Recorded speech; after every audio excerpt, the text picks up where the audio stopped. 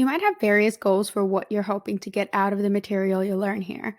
You might be a freelancer looking to build a profitable marketing strategy for your clients, or you might have your own digital product or physical product or service, or you might have a mix of all of these different scenarios going on. Or maybe you don't really have a business in mind yet, and you're hoping that this course will give you a little bit of clarity and the skills to create your own profitable product or service and know how to sell it. I get it because that about sums up my own multi passionate experience as well. But in order for you to succeed, I really want you to focus on one area of your business or future business and one ultimate goal for what you're hoping to achieve. We will be looking at how to identify micro goals to then achieve your big macro plans. But when you're just getting into this world, it can be so easy to get distracted and think of 20 different ideas for creating a profitable funnel. And you kind of end up dividing up your energy a little bit too thin and sort of achieving nothing concrete in the end. So I want you to pick one avenue to direct all of your focus on. Then go make that profitable. And then once that's confidently working for you and everything is working as it should, you can use the exact same skills and strategies to launch another profitable business growth strategy if you wish. Now, the reason that I'm so passionate about this one goal, one plan of execution at a time is because I actually personally wasted thousands of dollars being directionless. I'm a big fan of trial and error. And back in 2018, I listened to a digital marketer podcast episode where a woman named Molly Pittman generated 157,362 leads in just 8 weeks for about $1.08 per lead. And then I thought, oh, yeah, $1 a lead? Yes, please. I want to do that. So I went ahead and went on a mission to replicate her results. And as you can see from this screenshot of my Facebook ads account on the right, I actually ended up doing a little bit better by getting about 86 cents per lead for 924 leads. Granted, I didn't set out to generate 150,000 leads, so I definitely replicated her success on a much smaller scale, but overall it was a successful campaign. But was it a good idea?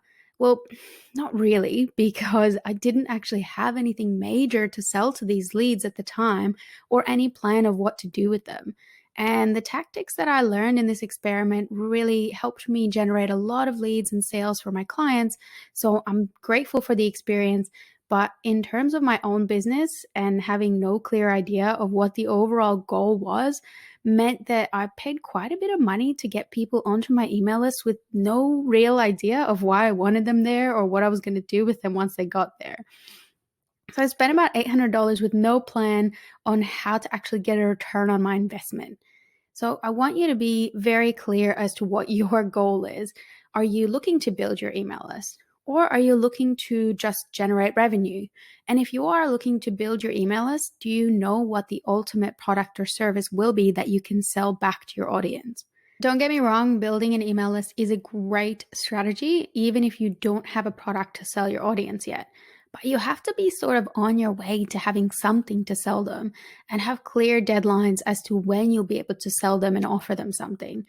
And one thing I want you to keep in mind is that no matter what your smaller goals are, whether you're looking to build your audience on social media, get traffic to your website, get more views on YouTube videos, or build your email list, you should always be thinking about how that is going to generate leads for your business that are going to turn into sales. Because it's very easy to spend a lot of time tinkering with the right times to post on Instagram, and the right hashtags to use, and the right accounts to engage with. But if all of that time is not going to help you grow your business and generate sales, then it might be time to maybe reassess where your time is better spent. And hopefully that's exactly why you're here, to learn where to invest your time and resources in growing your business. So that's exactly what we're going to be going over the following few lessons. But for the time being, I just want you to go into your course guide and write down your ultimate goal that you're going to be looking to achieve with your marketing strategy. At this stage, it doesn't have to be extremely specific yet, like saying you want to increase your sales by 400%. Your goals at this stage could be something along the lines of what's listed on this slide here. So maybe you're looking to get more students into your high ticket offer program. or get qualified leads for a real estate business, or get more medium-sized clients, which are at least 300,000 a month, plus consultations for an agency, or get more sales of an affiliate product, or get more appointments. Whatever your kind of overall goal is, write that down. Now, eventually, of course, you will be looking to make this as specific as possible.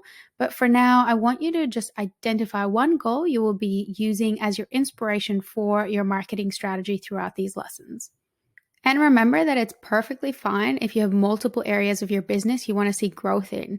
At the agency, we helped a wedding photographer book more wedding clients before then also looking at her maternity and newborn photo shoots and assisting in getting more bookings in those different areas as well.